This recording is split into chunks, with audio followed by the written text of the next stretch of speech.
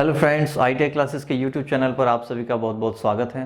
दोस्तों, हम लोग जो अब तक बात कर रहे थे वो बात कर रहे थे डीसी थ्योरी के बारे में, जिसकी 3 क्लासेस आपकी कंप्लीट हो गई थी। आज हम चौथी क्लास कवर करेंगे, जिसमें हम करेंगे क्या, टोटल जितना भी आपका थ्योरी का पार्टीशन बचा है और उसके साथ साथ जो न्यूमेरिकल्स हमें इस चैप्टर से करने हैं उसके विषय में हम उसको पूरा आपको बताएंगे और उसको कवर करेंगे। तो चलिए आज शुरू करते हैं आपका डीसी थ्योरी का व्हीटस्टोन का नियम।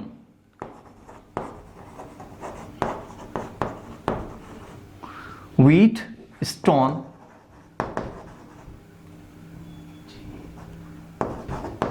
Bridge law.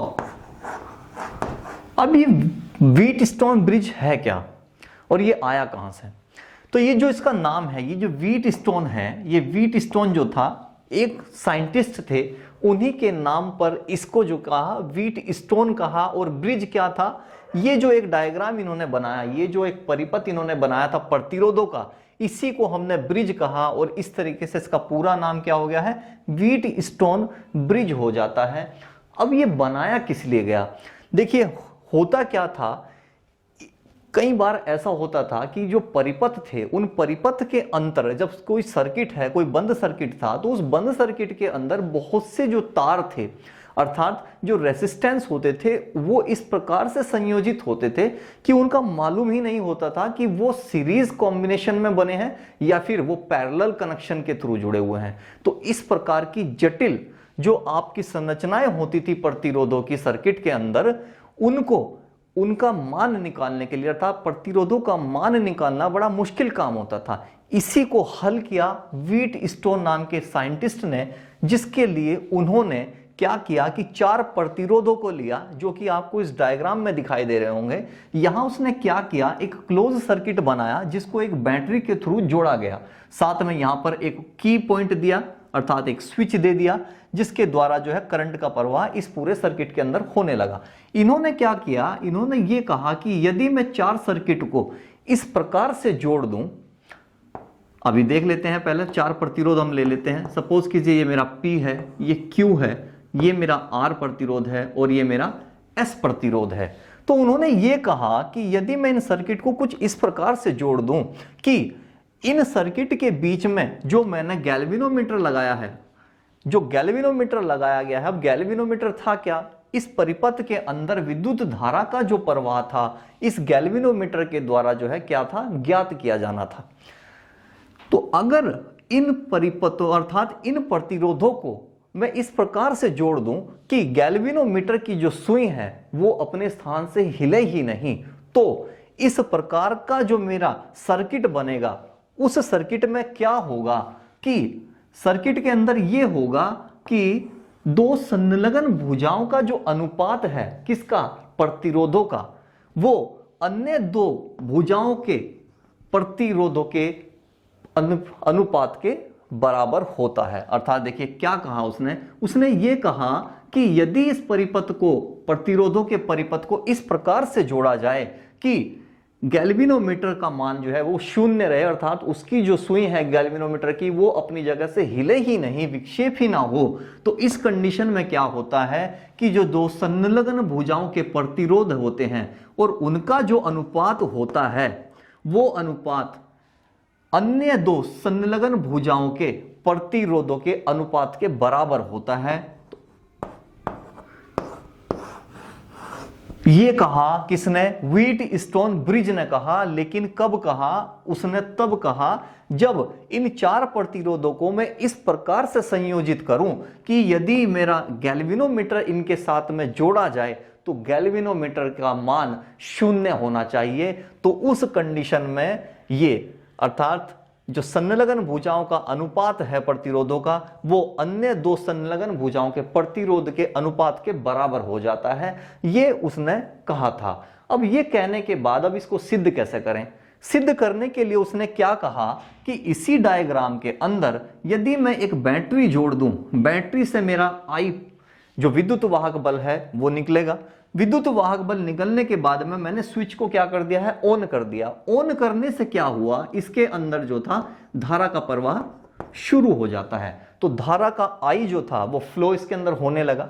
अब जब धारा का मान यहां तक पहुंच गया तो ये मैंने एक पॉइंट ए मान लिया और यहां पे मैं बी पॉइंट मान लेता हूं।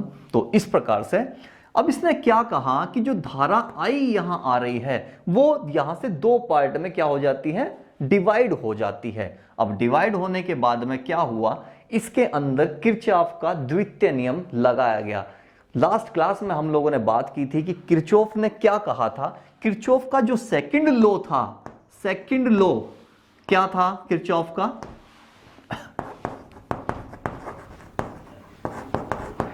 किरचॉफ का द्वितीय नियम जो था वो नियम था आपका वोल्टेज को लेकर के। वोल्टेज को लेकर के उन्होंने एक नियम दिया था। उन्होंने कहा था कि किसी बंद डीसी परिपथ के अंदर जो टोटल आपका विद्युत वाहक बल होता है वो जो होता है किसी परिपथ के अंदर जो आपका प्रतिरोध है और धारा दोनों के गुणनफल के क्या होता है, इक्विवेलेंट होता है, बराबर होता है। जैसे कि यहां अगर मैं कहूं तो E is equal to I R के होता है और इनका बीजगणितीय योग जो है एक दूसरे के बराबर होता है।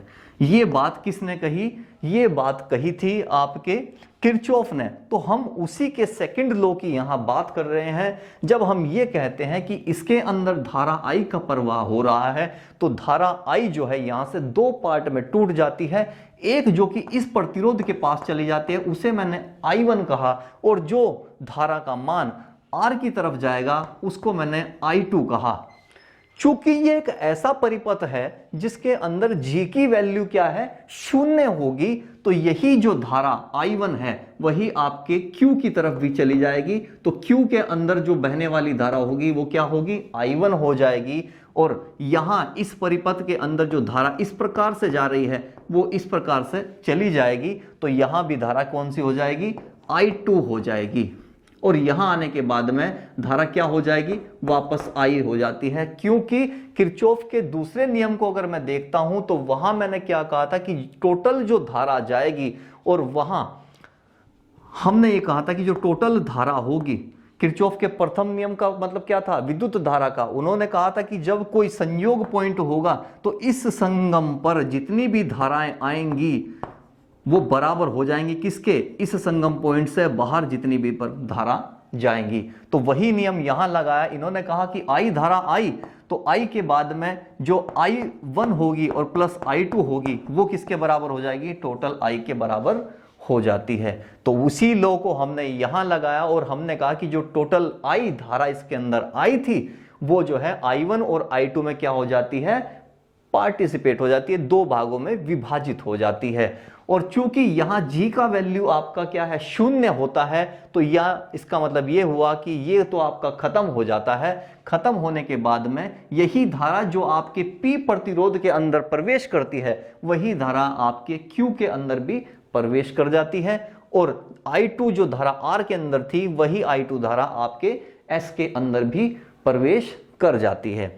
अब किरचॉफ के दूसरे नियम के अनुसार ही हम एक और बात भी कह सकते हैं कि अगर मैं ये कहूं कि यहां से जो E निकल के आ रहा है जो कि आपकी धारा को प्रवाहित कर रहा है, तो P आपका जो प्रतिरोध है, इस प्रतिरोध पर जो वोल्ट का मान होगा वो R के बराबर होगा। अर्थात P प्रतिरोध पर जो आपकी वोल्टेज होगी, विभवांतर होगा, वो बराबर हो जाएगा किसके, R प्रतिरोध पर उत्पन्न होने वाले विभवांतर के।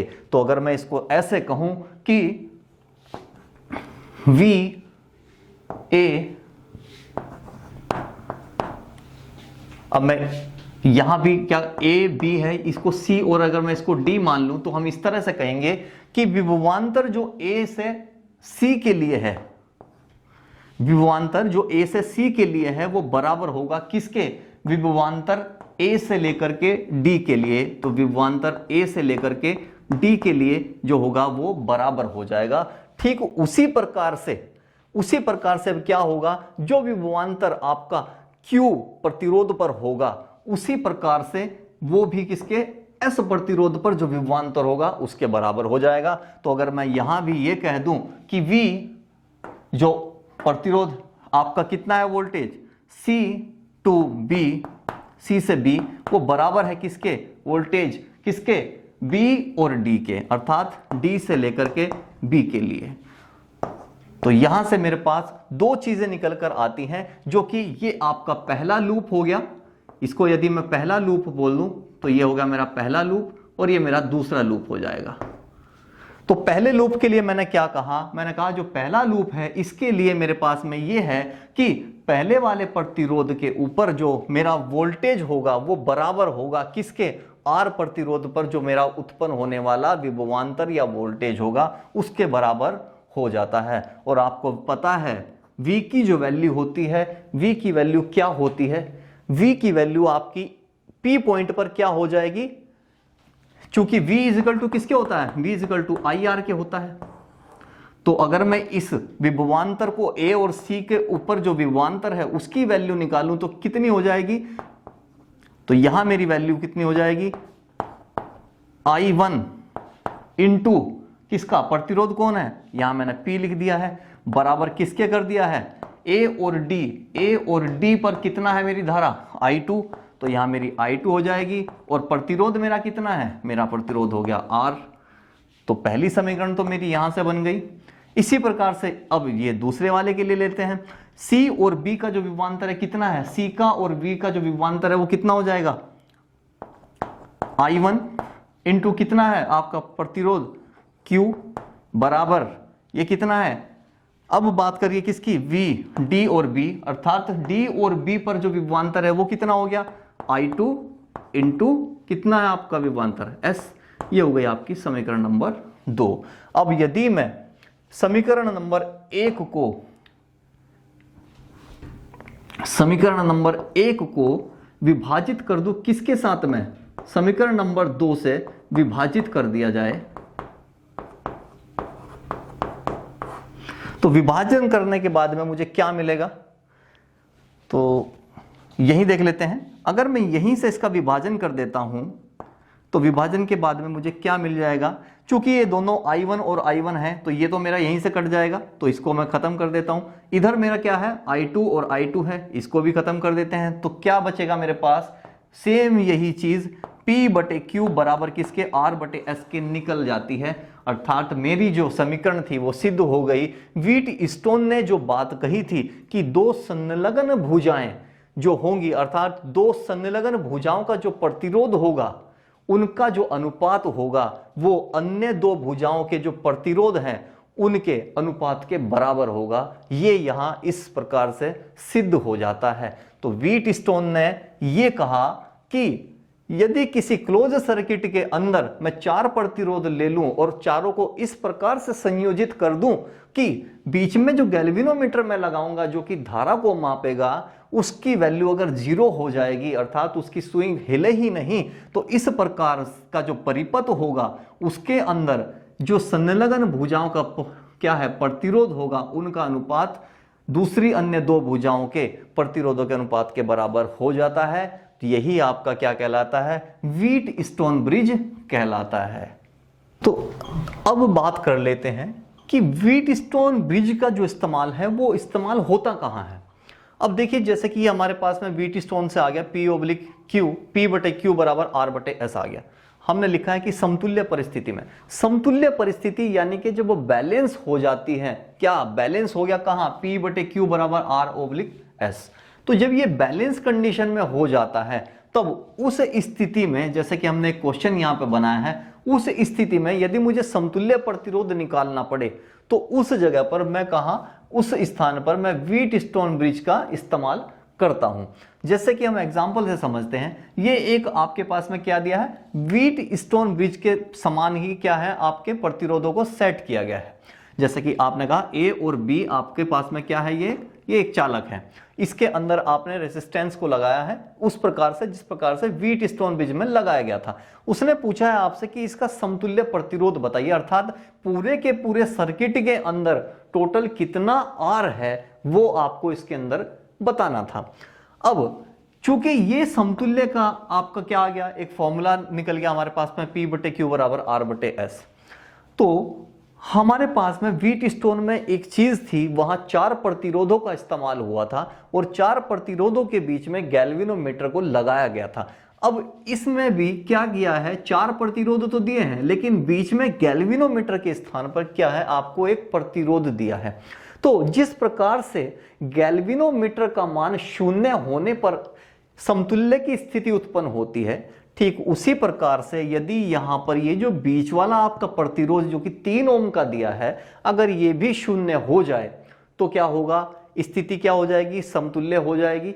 अब उस कंडीशन के लिए हम देखते क्या है कि इस पर 0 मान कब होगा, वो तब होगा जब P/Q बराबर R/S के होता हो। अर्थात अगर मैं इसको P कहूं, इसको Q कह दूं, इसको R कह दूं और इसको S कह दूं, तो अगर मेरा P/Q अर्थात 2/4 बराबर हो जाए किसके, R/S के, अर्थात 1/2 के, काट दीजिए, 2 एकम 2, अर्थात दोनों का मान क्या आ गया, 1/2 के आ गया है। तो जब इस प्रकार की स्थिति हो जाए कि P/Q बराबर R/S हो जाता है, तो इस कंडीशन में क्या होता है, जो बीच वाला प्रतिरोध है आपका वो कैसा हो जाता है, उसका मान 0 हो जाता है। अर्थात इसका जो पोटेंशियल है वो क्या होगा, आपका 0 हो जाता है, क्योंकि इसके अंदर क्या होगा, धारा का कोई प्रवाह नहीं हो रहा है। इसीलिए हम लोग क्या करेंगे, इसको यहां से हटा देंगे।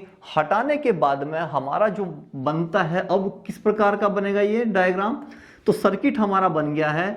अब हमारे पास में P है, Q है, R और S हमारे प्रतिरोध बच जाते हैं। तो उस कंडीशन में ये दोनों के दोनों प्रतिरोध किस प्रकार से जुड़े हैं, श्रेणी क्रम में जुड़े हैं। ये दोनों वाले प्रतिरोध किस क्रम में जुड़े हैं, ये भी श्रेणी क्रम में जुड़े हैं। यदि मैं यहां से इन दोनों को सोल्व कर लूं, उसके बाद में मैं इसको कैसा लगा लूंगा, समानांतर क्रम में लगा दूं। अर्थात पहले, अब ये किस प्रकार का उदाहरण हो गया, ये हमारा बन गया है कौन सा, श्रेणी समानांतर क्या, संयोजन। तो श्रेणी समांतर संयोजन ये हो गया है। तो इस कंडीशन में मैं क्या करूंगा, इन दोनों को पहले श्रेणी क्रम में जोड़ने के बाद में यहां से एक R की वैल्यू निकाल लूंगा।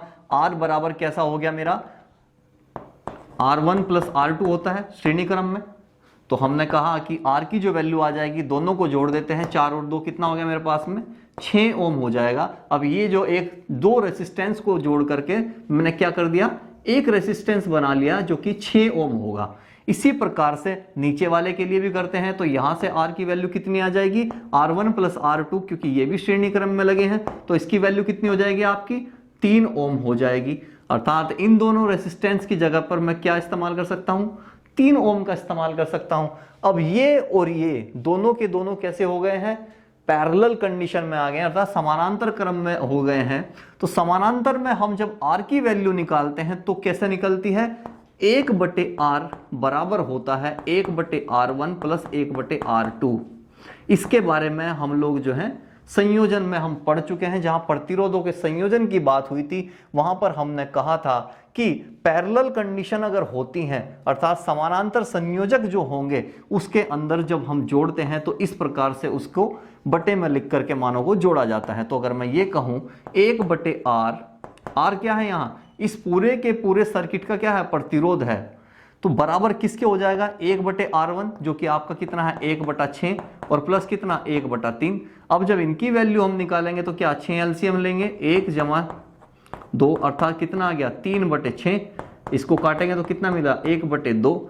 1/R बराबर 1/2। तो वैल्यू अगर मैं ये करूं कंपैरिजन कर लूं तो R की वैल्यू कितनी मिल गई मुझे 2। तो R बराबर कितना आ गया मेरा 2 ओम। तो आंसर कितना हो गया मेरा 2 ओम हो जाता है।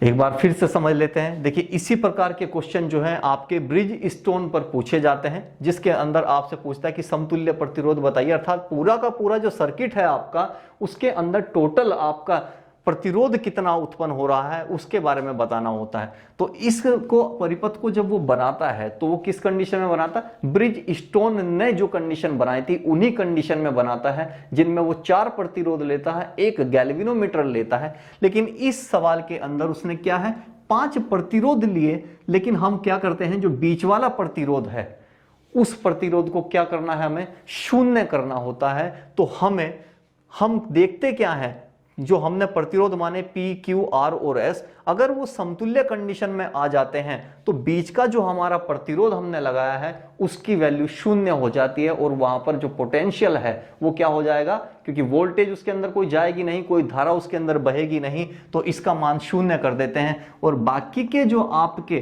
प्रतिरोध बचते हैं उनको पहले श्रेणी क्रम में और उसके बाद में कैसा समानांतर क्रम में उनको लगाने के बाद में हम जो है R की वैल्यू निकाल लेते हैं। तो इस प्रकार से आपके जो है व्हीटस्टोन ब्रिज से संबंधित सवाल पूछे जाते हैं। तो चलिए अब बात करते हैं नेक्स्ट टॉपिक की, ताप गुणांक की, अर्थात टेम्परेचर कोएफिशिएंट। ताप गुणांक होता क्या है? देखिए हमने ये कहा कि जो प्रतिरोध है, प्रतिरोध जो होता है 3 पॉइंट पर निर्भर करता है। पहला हो गया आपका विशिष्ट प्रतिरोध, फॉर्मूले के अकॉर्डिंग देखते हैं विशिष्ट प्रतिरोध, दूसरा हो गया आपकी लंबाई चालक की और तीसरा हो गया आपका कटाक्ष क्षेत्रफल। तो जो प्रतिरोध है वो 3 पॉइंट पर निर्भर करता है। पहला हो गया आपका विशिष्ट प्रतिरोध पर, दूसरा हो गया जैसे जैसे चालक की लंबाई बढ़ती जाएगी वैसे वैसे प्रतिरोध बढ़ेगा तो इस पर भी निर्भर करेगा लंबाई पर, और तीसरा हो गया कटाक्ष क्षेत्रफल पर। तो 3 पॉइंटों पर निर्भर करता है, लेकिन हम ये कहते हैं कि इन्हीं 3 पॉइंटों पर सिर्फ और सिर्फ प्रतिरोध निर्भर नहीं करता है, एक पॉइंट और भी है और वो पॉइंट होता है आपका टेम्परेचर का, अर्थात तापमान का। जैसे जैसे हम जो है तापमान बढ़ाते जाते हैं उसी प्रकार से आपका जो रेसिस्टेंस है अर्थात जो प्रतिरोध होता है वो कुछ चालकों में तो बढ़ जाता है और कुछ चालकों में कम हो जाता है। अर्थात अगर मैं ये कहूँ कि टेम्परेचर की 2 कंडीशन बनती है। पहली कंडीशन तो कब, जब टेम्परेचर मैंने बढ़ा दिया तो मेरा रेसिस्टेंस भी बढ़ गया, और दूसरी कंडीशन कब बनी, हमने ये कहा कि टेम्परेचर बढ़ाया लेकिन रेसिस्टेंस क्या हो गया, कम हो गया, अर्थात प्रतिरोध कम हो जाता है। तो ये पहली कंडीशन जो है, जब टेम्परेचर बढ़ाया तो उससे प्रतिरोध का मान बढ़ गया। तो ये जो है कंडीशन, वो कंडीशन कौन सी है, जब हम चालकों में या तो हम धातु का इस्तेमाल करें या फिर कौन सा मिश्र धातु का इस्तेमाल करते हैं। तो हम ये कहते हैं कि यदि मैं कोई चालक जो है धातु मिश्र धातु ले लूं, जैसे कि कॉपर हो गया, पीतल हो गया, तांबा हो गया, अगर मैं इस प्रकार के चालक का इस्तेमाल कर रहा हूं तो उस कंडीशन में यदि मैं टेम्परेचर को बढ़ा देता हूं तो उससे जो प्रतिरोध का जो मान है वो बढ़ जाता है। लेकिन दूसरी कंडीशन क्या है, हमने ये कहा कि यदि मैं अधातु, अचालक या अर्धचालक,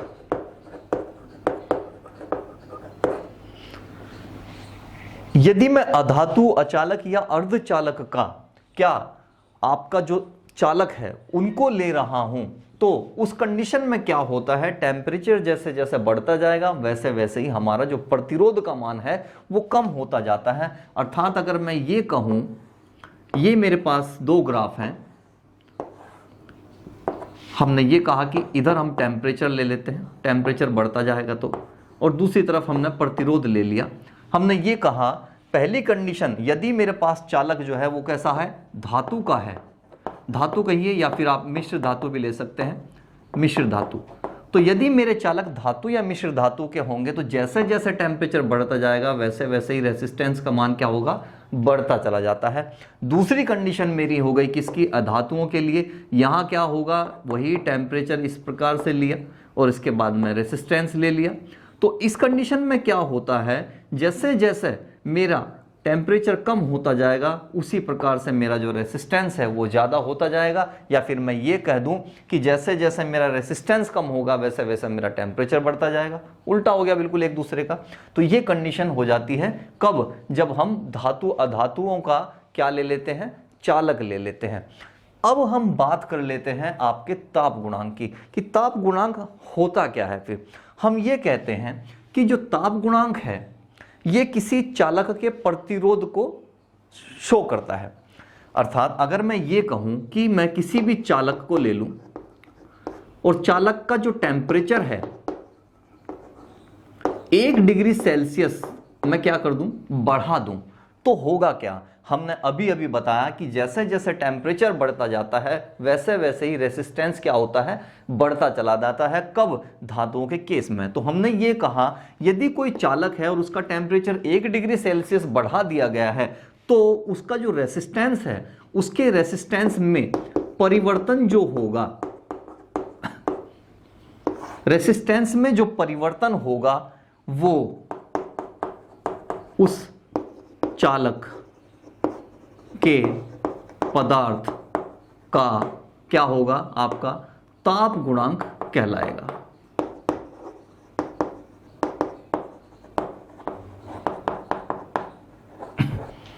हमने ये कहा, अब लैंग्वेज से देखते हैं। लैंग्वेज में हम ये कह रहे हैं यदि मैंने कोई चालक ले लिया और उस चालक, देखिए जो चालक है वो किसी ना किसी पदार्थ का बना होगा। हमने कहा कि वो पदार्थ जो है आपका धातु है, जैसे कि तांबा वगैरह है। तो हमने जब कोई चालक ले लिया है उसका टेम्परेचर यदि मैं 1 डिग्री सेल्सियस तक बढ़ा देता हूं तो बढ़ाने से क्या होगा, उसका जो प्रतिरोध होगा वो प्रतिरोध क्या हो रहा है, या तो वो कम हो रहा होगा या फिर ज्यादा हो रहा होगा। धातुओं का केस है तो ज्यादा हो गया, मिश्र धातुओं का केस है तो ज्यादा हो जाएगा, अधातु अचालक अर्धचालकों का केस होगा तो क्या होगा, प्रतिरोध कम हो जाएगा। अर्थात उसमें कुछ ना कुछ परिवर्तन तो होगा। तो जो परिवर्तन होगा 1 डिग्री सेल्सियस टेम्परेचर बढ़ा देने पर उस चालक के पदार्थ का क्या कहलाएगा, वो ताप गुणांक कहलाता है। अब ताप गुणांक को हम दिखाते कैसे हैं, हमने कहा जी ताप गुणांक को हम जो है अल्फा से नोट करते हैं इस प्रकार से। इसके द्वारा हम जो है इसको क्या करते हैं, प्रदर्शित करते हैं। और मात्रक कितना हो जाता है, हमने कहा जी मात्रक जो हो जाएगा वो हो जाएगा आपका प्रति डिग्री सेल्सियस। तो ताप गुणांक हमने बताया कि ताप गुणांक क्या होता है, साथ ही उसका मात्रक, और साथ ही साथ कि इसको हम डिनोट कैसे करेंगे। अब हम बात कर लेते हैं कि ताप गुणांक का यदि मुझे वैल्यू निकालना हो तो उसके लिए मेरे पास में क्या फॉर्मूला होंगे, उससे रिलेटेड कुछ क्वेश्चन भी हम यहाँ पे सॉल्व करेंगे। अब हम ताप गुणांक निकालने को किस प्रकार से समझ सकते हैं, उसके लिए जो फॉर्मूला है उसको कैसे निकालेंगे उसको देख लेते हैं। सपोज कीजिए मेरे पास ये एक चालक है, अर्थात ये हो सकता है कोई ना कोई तार होगा, कॉपर का हो ताप, या फिर एल्युमिनियम का हो सकता है, पीतल का हो सकता है, ठीक है। तो ये मेरे पास ये एक चालक है। अब हमने ये कहा कि जब ये चालक शुरुआत में होगा तो उस दौरान इसका जो प्रतिरोध है, सपोज करो वो R0 है, R0 कहिए या फिर R1 कहिए। हमने ये कहा कि जब कोई चालक होता है तो उसका एक प्रतिरोध होता है वो R1 है, उसका एक टेम्परेचर भी होगा वो T1 कहलाएगा। लेकिन अब हमने क्या किया, इसको धीरे धीरे हमने क्या कर दिया, टेम्परेचर देना शुरू कर दिया। जब हम इसका टेम्परेचर बढ़ाते जाएंगे तो होगा क्या, इसका जो रेसिस्टेंस है अर्थात जो प्रतिरोध है वो R1 से क्या हो गया, हमने कहा जी R2 हो जाता है, और टेम्परेचर जो शुरू में था वो अब बढ़ के T2 हो गया है। तो तापमान T1 से T2 हो गया और प्रतिरोध पर फर्क पड़ा तो वो T1 R1 से क्या हो गया, आपका R2 हो जाता है। तो इस कंडीशन में एक फॉर्मूला निकला, और वो फॉर्मूला क्या था, हम ये कहते हैं कि प्रतिरोधों का परिवर्तन जो हुआ वो किसका, अनुक्रमानुपाती हो जाएगा, किसके, प्रारंभिक प्रतिरोध के,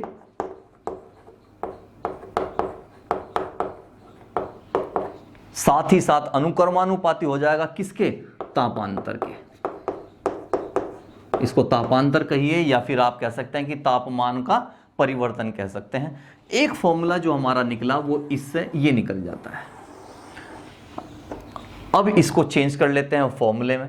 हमने कहा कि प्रतिरोधों का जो परिवर्तन है वो क्या हुआ, R1 से R2 हो गया। तो अगर मुझे परिवर्तन पता करना है कि कितना चेंज हुआ तो मैं क्या करूंगा, हमने कहा R2 में से R1 को घटा देते हैं, ये हो गया यहां। साथ ही अनुक्रमानुपाती तो चल ही रहा है।